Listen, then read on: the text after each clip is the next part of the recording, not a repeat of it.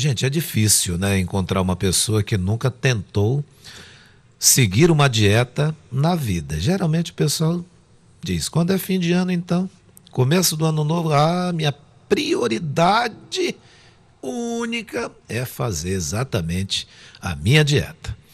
Bem, pode ter sido aquela receita pronta da internet, será que ela vale a pena? O pessoal hoje está correndo muito para o doutor Google, né? Será que funciona? Ou uma feita pelo nutricionista ou pela nutricionista. Ou até em momentos mais desesperados, tem gente que opta por aquela versão celebridade. Olha como ela emagreceu, vou ver o que ela fez e vai usar para si também. Perdeu tantos quilos, né? 20 quilos em uma semana. Será verdade?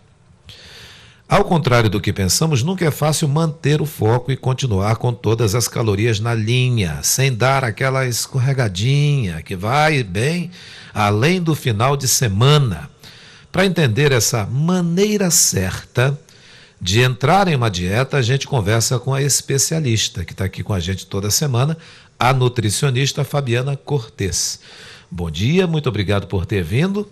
Bom dia, Patrick. Prazer estar aqui de novo. Muito obrigado. É um prazer também quando a gente recebe a senhora e outros e outras que nos dão seus conhecimentos. Mas o que eu falei ainda há pouco aqui, gente que recorre à internet. Ao Dr. Google. Ao Dr. Google. Viu ali uma celebridade emagrecer. O que ela fez? Vou fazer também. É um erro? Com certeza. Hoje a gente parte dentro de uma consulta nutricional, fazer uma boa anamnese com o paciente, né? Para tentar descobrir qual é o verdadeiro motivo que faz ele estar ali com a gente. Geralmente as pessoas chegam por conta da saúde, outras por conta de simplesmente estética, né? Então, dos grandes, digamos assim, motivadores para fazer a pessoa manter uma dieta é a gente primeiro conversar com esse paciente para entender o porquê dele estar fazendo essa dieta. Então, muitas vezes vem, sim, do Dr. Google, porque viu aquela celebridade que perdeu 20 quilos em um mês, e aí a pessoa quer também fazer isso, quer usufruir, acha que isso é possível e é saudável. Então, a gente parte de uma boa anamnese para chegar num denominador comum com esse paciente e entender o que é real mesmo, né? É importante isso, ó. Não se liga em negócio de Dr. Google, não. O que serve para uma pessoa pode não servir para você, né? É que muitas vezes você vê uma dieta, né, pronta na internet. Hoje a internet está cheia, né, de dietas e de receitas mirabolantes, mas a gente não sabe bioquimicamente o indivíduo é um só, nós somos diferentes. Será que aquela dieta está adaptada para o meu estilo de vida? Será que aquela dieta está adaptada para o meu problema de saúde ou para os meus exames bioquímicos? Será que eu não tenho nenhuma deficiência nutricional ou algum outro tipo de problema, né, de saúde que precisa ser enquadrado dentro dessa... Eu não gosto nem de falar dieta, eu digo que é um plano alimentar. Plano alimentar. E um plano alimentar, ele é diferente de pessoa para pessoa? Com certeza. Então, dentro dessa anamnese, né, que a gente executa no consultório, que todos os nutricionistas fazem, dentro da avaliação física e de análise de exames bioquímicos, então a gente vai definir qual a melhor estratégia que a gente vai utilizar nesse plano. Então, o que são estratégias nutricionais? Low carb, né? A famosa low carb é uma estratégia nutricional. O jejum intermitente é uma estratégia nutricional. Uma dieta mais rica em carboidrato. Então, a gente precisa entender aonde que isso vai se enquadrar. Qual estratégia vai se enquadrar melhor no plano alimentar desse paciente? Agora, é correto se privar de comer aquilo que a gente gosta em prol de uma dieta? Essa também é uma situação que eu não gosto de executar, né? E que cada vez mais a gente, dentro da nutrição, estuda a nutrição comportamental. E dentro da nutrição comportamental, a gente procura não privar o paciente de nada daquilo que ele gosta, né? Então, a gente só busca adaptar, dentro desse plano alimentar. Então, por isso que, mais uma vez, a gente fala que a individualização desse plano é muito importante. Porque quando você se priva de alguma coisa, né? Vamos supor, Patrick, tu vai fazer uma dieta comigo, tu não vai mais comer farinha do Arini. Nem quando tu comer aquele teu peixinho. Né? Então, aí eu vou te privar tanto que vai dar mais vontade, né? Na hora que tu for comer, tu vai comer 1 quilo de farinha. Então, essa que é a questão. A gente precisa, dentro do plano alimentar, como que eu vou enquadrar isso? Eu gosto de comer a farinha, então muitos pacientes têm aquele hábito, por exemplo, de comer o pão francês. Eu não costumo tirar do plano alimentar, mas a gente vai conversando. Podemos colocar 2 vezes na semana, dentro desse pão pode ser colocado um ovo, e a gente vai adaptando, de acordo com a realidade e a necessidade do paciente, porque isso é uma necessidade. Farinha, ela faz parte da alimentação do amazonense, né? Eu não como farinha. Não come? Não como farinha. Arroz, gostoso, não como arroz. Que bom. Macarrão, não como macarrão. Você come o quê? Só o peixe. É interessante, eu não consigo, de verdade eu não consigo. E nem por isso a minha barriga diminuiu. Mas é uma outra história. Eu preciso fazer uma anamnese para saber de onde que ela está vindo. O que está acontecendo? Hein? Alguma coisa está ocasionando. O que mais, doutora? Então, mais uma outra coisa que a gente precisa considerar quando a gente vai executar um plano alimentar ou uma dieta é se esse paciente está utilizando a comida como válvula de escape de emoções. Como é isso? Como é isso? Então, muitas vezes, o paciente, por exemplo, está muito ansioso. Então, ele come para se acalmar. Ou então, ele está triste. Aí, ele come para poder ficar alegre. Então, geralmente, por exemplo, quando a pessoa está triste, o que ela busca? Alimentos mais ricos em açúcar e gordura. Porque essa mistura do açúcar e da gordura, no nosso cérebro, ele dá uma sensação de prazer imediato. Então, você nunca ouviu ninguém dizer assim, eu tive uma compulsão alimentar essa noite, comi 12 ovos. Tu não vai escutar isso. Agora a pessoa fala assim, tive uma compulsão alimentar, comi 2 barras de chocolate essa noite. Né? Então, a pessoa geralmente busca essa mistura da gordura e do açúcar, que está muito presente no chocolate, no sorvete, no hambúrguer, né? Nesses fast foods em geral. Então, por exemplo, as pessoas que têm sensação de tédio, tudo isso a gente tenta identificar no consultório. Então, são pessoas que comem para ter o que fazer.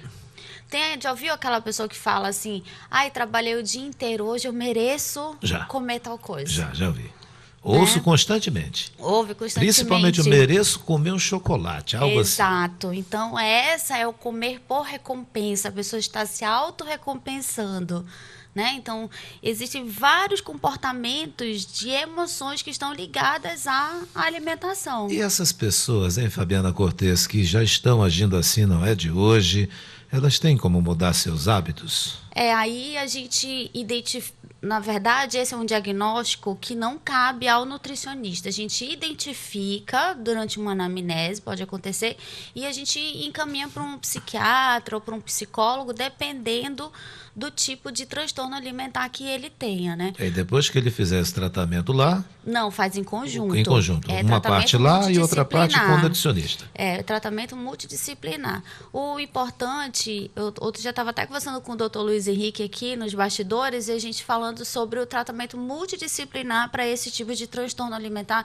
Ele é muito importante. Você nunca vai conseguir tratar, eu sozinha como nutricionista, tratar um transtorno alimentar muito sério sozinha, sem o acompanhamento de um psiquiatra ou muitas vezes de uma terapia. E vice-versa, da mesma forma como ele também sozinho não vai conseguir tratar. Então você tem, vamos supor, um paciente que não está se alimentando, que tem um transtorno de anorexia. Ele pode desnutrir e vir a óbito. Então, ele pode até medicar, mas se o paciente não estiver nutrindo, ele pode vir a óbito por conta da desnutrição. A desnutrição, hoje, ela mata muito mais do que se imagina. Muito mais do que se imagina, porque um quadro de desnutrição é muito mais difícil de reverter do que um quadro de obesidade. É uma situação complicada e, às vezes, as meninas novinhas, né, elas em busca de não estarem... de estarem em determinados padrões, né? Os Elas padrões fazem, que a sociedade impõe, né? impõe, né? Que não são nem padrões reais, assim. Então, os pais, nós pais, eu me coloco nessa situação, principalmente com filhos adolescentes em casa, precisamos ficar muito atentos, porque as meninas muito emagrecidas, às vezes você coloca ali uma comida no prato, ela nem come, só faz espalhar para fazer de conta que comeu. Então, são esses padrões alimentares e comportamentos que a gente precisa ficar de olho justamente por conta desse padrão que a gente vê cada dia mais aí, né? No Instagram, no Facebook, na televisão, o tempo inteiro. Pois é, isso é muito perigoso. Eu não sei se a senhora no seu consultório, lá na sua na empresa onde a senhora... É consultório mesmo, né? Tem um consultório. Tem um consultório. Uhum. Já que é o consultório da senhora? Lá no Boulevard Álvaro Maia, na frente ao cemitério São João Batista. Está lá o nome da senhora lá ou tem outro nome? Lá está Bionutris Consultoria. Tá. Então, quando a senhora vai lá, quem é que está indo mais lá? É o adulto ou os pais que levam seus filhos para ter uma nutrição melhor? Hoje, eu atendo, na grande parte dos meus pacientes, são pacientes que têm problemas de saúde, já têm um quadro de saúde instalado, principalmente diabetes. Né? Então, e esses pacientes que vêm com problemas da diabetes, eles já têm outras comorbidades associadas, como, por exemplo, hipertensão, problemas renais e a obesidade. Então, é um conjunto de doenças crônicas que a gente precisa tratar. Mas eu recebo também muita criança que tem problema de alimentação. Então, crianças que hoje tem problemas de adultos de 50 anos, ou então crianças que não se alimentam de forma adequada. Então, a gente observa que existe, sim, um problema de padrão alimentar nas nossas crianças, mas que isso é parte muito mais do exemplo que eles têm em casa. E muitas vezes, Patrick, esse exemplo aí pode até ser reverso, porque eu já tive experiências com pacientes em que os pais eram muito, digamos assim, fitness, né? Seguiam uma boa dieta, faziam atividade física, e a criança muitas vezes faz isso, faz o comportamento contrário para chamar atenção, para ter um destaque ali dentro da família, ou o pai e a mãe ficam às vezes com pena, coitadinho, e acaba alimentando, né? Ali com coisas impróprias, como biscoito, todinho, esse tipo de A senhora ainda há pouco falou sobre crianças com situações de gente adulta, com problemas de gente... Com problemas de gente adulta. Quais problemas? Esteatose hepática, síndrome metabólica, pré-diabetes. Então, a gente observa muito essa situação. E crianças magras também. Nem sempre a criança está numa condição de sobrepeso, mas você observa até mesmo crianças magras, mas que têm uma alimentação inadequada e elas têm esses marcadores bioquímicos bem alterados. E é possível fazê-la mudar esse quadro ruim?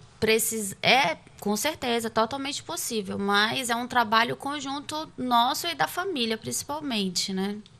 Perfeito. A gente orienta, mas os pais é que estão ali no dia a dia, né, Patrick? Então, eles é que vão ao supermercado, eles que são os facilitadores dessa criança. Então, é um trabalho da família inteira. Fabiana Cortez, nutricionista, muito obrigado por sua participação aqui com a gente mais uma vez. Semana que vem ela vai estar de volta trazendo mais um tema importante. Daqui a pouco tem o carnaval, ela já comentou sobre a questão do carnaval também, mas ela sempre traz um tema muito interessante. Se você quiser encontrar a doutora Fabiana Cortez, nutricionista, ela também está nas redes sociais. fabianacortez.nutricoach. Nutricoach, tá bom? Isso. Obrigado. Obrigada. Até semana que vem.